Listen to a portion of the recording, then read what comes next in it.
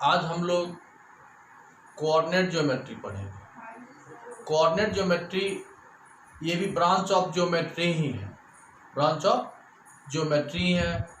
Coordinate geometry भी branch of geometry है। Actually geometry जो हम लोग आज तक पढ़े हैं और नंबर लाइन के मार्फत से पढ़े हैं। एक नंबर लाइन खींचते थे, पॉजिटिव राइट साइड होता है, निगेटिव लेफ्ट साइड होता है, बीच में जीरो होता है।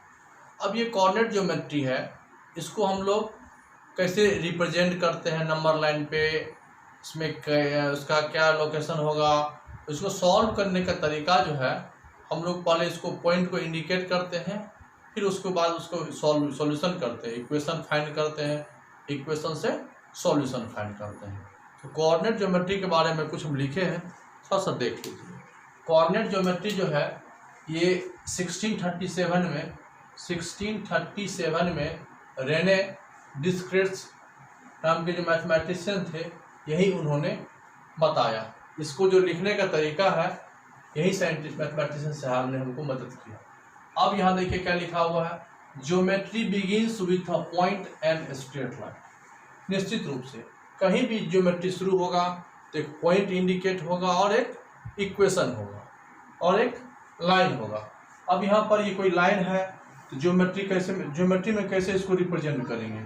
यह एक पॉइंट है तो ये कहाँ होगा, इसको इंडिकेट कहाँ से करेंगे। दूसरी बातें हैं कोऑर्डिनेट ज्योमेट्री का डिफिनीशन। कोऑर्डिनेट ज्योमेट्री का definition, what is coordinate geometry. तो coordinate geometry is a branch of mathematics in which geometry is study algebraically. मतलब अलजेब्रिकली स्टडी करेंगे। कोऑर्डिनेट ज्योमेट्री तो है, ब्रांच ऑफ ज्योमेट्री ही है, लेकिन इसका जो हम लोग सॉल्यूशन करेंगे ये भी एक इक्वेशन के मार्फत से ही करेंगे। और अलजेब्रा का मतलब आप समझ रहे हैं, ए लिखेंगे कैलकुलेशन में, बी लिखेंगे, एक्स लिखेंगे, वाई लिखेंगे, ही तो अलजेब्रा हुआ। ठीक है, नंबर भी यूज होगा 1 2 3 4, ये अलजेब्रिक इक्वेशन के तहत हम लोग सॉल्व करते हैं। तो coordinate geometry is a branch of mathematics in which geometry is study algebraically. Algebraic मतलब आप समझ सकते हैं, यहाँ पर अलजेब्रिक का मतलब हो गया यहाँ पर जैसे कि x + y = 2, ये मतलब इस तरह से हम लोग अलजेब्रा पढ़े हैं 5 class 6 class 7 class 8 class 9 class 10th class में। ठीक है, इस प्रकार से हम लोग लिखते हैं। तो ये भी जो हम लोग लिख रहे हैं उसको भी हम लोग अलजेब्रिकली पे ही सिचुएटेड करेंगे और इसको सॉल्व करेंगे। उसके बाद क्या लिखा हुआ है, in this geometry geometrical figure are study by means of equation. एकदम 100% वही बात है कि हम लोग इसमें स्टडी करेंगे तो पहले उसको इक्वेशन में ही कन्वर्ट करेंगे। स्टेटमेंट जो दिया होगा उसको अलजेब्रिक इक्वेशन में कन्वर्ट करेंगे, फिर सॉल्व करेंगे। ठीक है, अब यहाँ पर ये बातें तो आपको समझ में आ गया होगा। इसके बाद देखिए एक बातें आपको हम बताते हैं, ये तो बुक की भाषा हुई। अब यहाँ पर देखिए हम लोग पढ़े हैं क्या, हम लोग क्या पढ़े, हम लोग सबसे पहले पढ़े एक नंबर लाइन, राइट। ये नंबर लाइन लिखते हैं, यहाँ पर 0 लिखते हैं, ये इधर राइट साइड हुआ, ये इधर लेफ्ट साइड हुआ। राइट साइड हम लोग आगे बढ़ते हैं 1 2 3 4 ऐसा। इधर लिखते हैं -1 -2 -3 -4। अब नंबर लाइन पर जो कोई भी पॉइंट होता है, पॉइंट नेचुरल होगा, इरेशनल भी हो सकता है, रेशनल हो सकता है, कुछ भी हो सकता है। अब 0 और 1 के बीच में लगभग करोड़ों वैल्यू हो सकते हैं।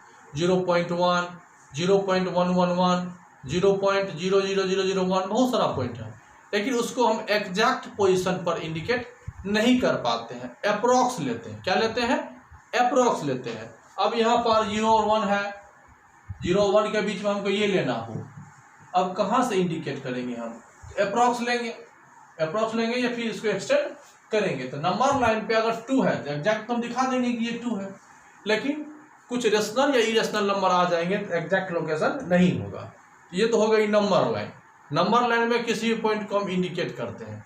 लेकिन कोऑर्डिनेट ज्योमेट्री क्या होता है, प्लेन होता है, 2D प्लेन होता है, 2D प्लेन होता है। तो 2D प्लेन में जो बात होती है कि 2D मतलब हो गया 2 डायमेंशनल। 2 डायमेंशनल में यहाँ पर हम 2 एक्सिस लेते हैं। देखिए इसको, ये हॉरिजॉन्टल एक्सिस है, ये एक हॉरिजॉन्टल एक्सिस है, इसको ये हॉरिजॉन्टल एक्सिस है,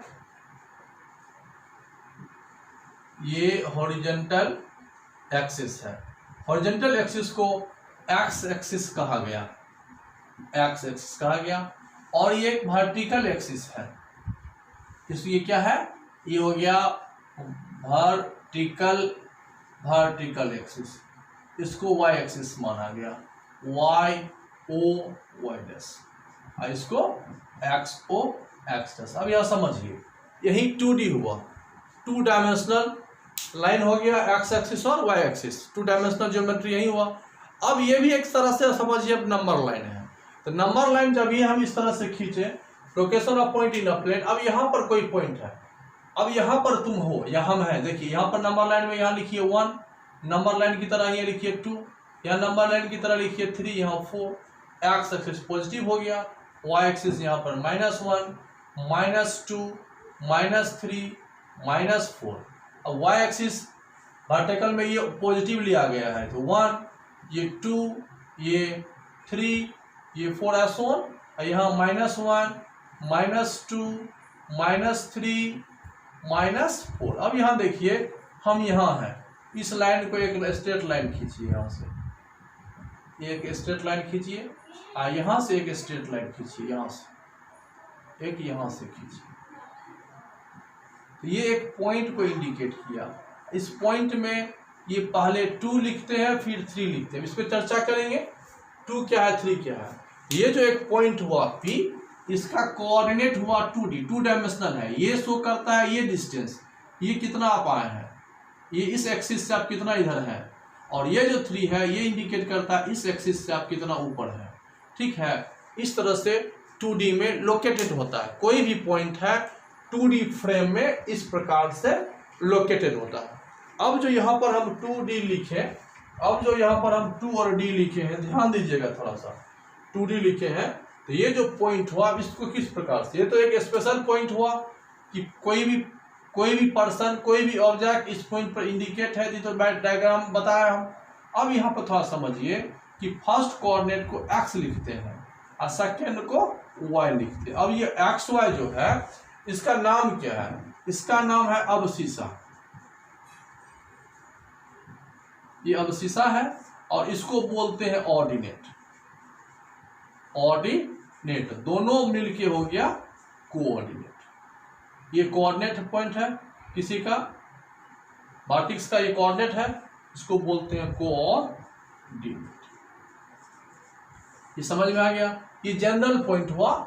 मालूम नहीं है कि कोई भी पॉइंट कहां पर है, यदि हमें मालूम नहीं हो कि कोई पॉइंट कहां है, तो हम मान लेते हैं let us consider point P, x, y are the vertex of that point या कोऑर्डिनेट ऑफ दैट पॉइंट। इस तरह से हम इसको क्या करते हैं, यहाँ पर मान लेते हैं। अब इसके बाद जब मान लेते हैं, अब इसके बाद जब इसको मान लेते हैं, इसको कोऑर्डिनेट बोलते हैं। अब यहाँ पर देखिए हमारे पास जब भी हम ये दो लाइन को कट किए, समझ में आ गया होगा ये अबसिसा और ये कोऑर्डिनेट। अब यहाँ पर जब हम इसको मान लेते हैं, तो यहाँ पर देखिए कोऑर्डिनेट पढ़ते हैं। अब यहाँ हॉरिजॉन्टल लाइन हो गया, वर्टिकल लाइन हो गया। अब यहाँ पर जब इस प्रकार से जब हम दो लाइन को कट किए, एक वाई एक्सिस और ये एक्स एक्सिस, इस दोनों को हम कट किए, तो इसको बोलते हैं ये 4 खाना बना है ना, ये 4 खाना है। नंबर लाइन पे कोई खाना नहीं है, ये ओरिजिन था, इधर राइट पॉजिटिव था, इधर निगेटिव था।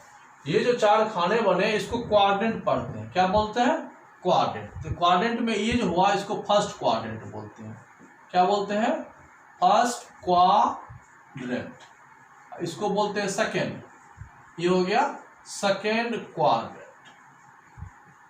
इसको बोलते हैं थर्ड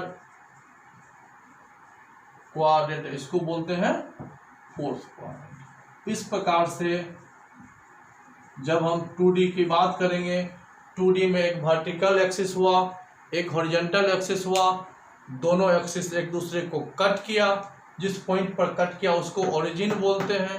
एक्स एक्सिस इधर पॉजिटिव होगा, एक्स एक्सिस इधर निगेटिव होगा, वाई एक्सिस इधर पॉजिटिव होगा, वाई एक्सिस इधर निगेटिव होगा। तो निश्चित रूप से लोकेशन का पॉइंट पॉजिटिव निगेटिव हो गया। तो यहाँ पर 4 क्वाड्रेंट बने, first quadrant, second quadrant, third quadrant और फोर्थ क्वाड्रेंट। अब चारों क्वाड्रेंट में क्या बना, इससे क्या फायदा होगा। अब यहाँ देखिए फर्स्ट क्वाड्रेंट फोर्थ क्वाड्रेंट, ये फोर्थ क्वाड्रेंट था। अब जब हम ये प्लस इस तरह से लिखें तो फर्स्ट क्वाड्रेंट में क्या होता है, एक्स भी पॉजिटिव है और वाई भी पॉजिटिव है। मतलब हम इस तरह से कोऑर्डिनेट लिख सकते हैं 1 2 यहाँ होगा, 4 5 यहाँ होगा, मतलब बोथ पॉजिटिव होगा। अवशिषा और ऑर्डिनेट, अवशिषा और ordinate both are positive in first quadrant. लेकिन सेकेंड क्वाड्रेंट में जैसे ही आते हैं एक्स का ये निगेटिव साइड है तो एक्स माइनस में होगा और वाई प्लस में होगा। एक्स क्या होगा, माइनस में होगा और वाई प्लस में होगा, क्योंकि एक्स निगेटिव है वाई पॉजिटिव है। यहाँ देखिए दोनों निगेटिव है। जब थर्ड क्वाड्रेंट में आएंगे तो थर्ड क्वाड्रेंट में आएंगे तो एक्स क्या होगा, निगेटिव होगा और वाई भी निगेटिव होगा। एग्जाम्पल के तौर पे आप इसको ऐसे लिख सकते हैं -x - y या -1 - 2, कोई भी दो निगेटिव, -2 -3, इस टाइप का जो अवशिषा और ordinates both are negative in third quadrant. अब फोर्थ क्वाड्रेंट को देखिए, फोर्थ क्वाड्रेंट में क्या होगा, एक्स एक्सिस है वाई एक्सिस है, यहाँ पर एक्स पॉजिटिव है और यहाँ पर वाई निगेटिव है। तो कोऑर्डिनेट जब लिखाएगा तो एक्स और -y लिखाएगा, पॉइंट अगर लिखाएगा तो 2 - 3 इस तरह से लिखाएगा, 4 - 5 इस तरह से लिखाएगा। ये आपको हमने बताया कि कोई भी कौन सा पॉइंट किस क्वाड्रेंट में होगा, और इसको आप अलजेब्रिक इक्वेशन तो आगे पढ़ेंगे कि इसको अलजेब्रिक इक्वेशन में कैसे कन्वर्ट करेंगे। अभी हमने आपको बताया कि कोई भी पॉइंट कहाँ पर लोकेटेड होगा। अब एक जरा सा एग्जाम्पल देख लीजिए, अब जरा सा एग्जाम्पल देख लीजिए।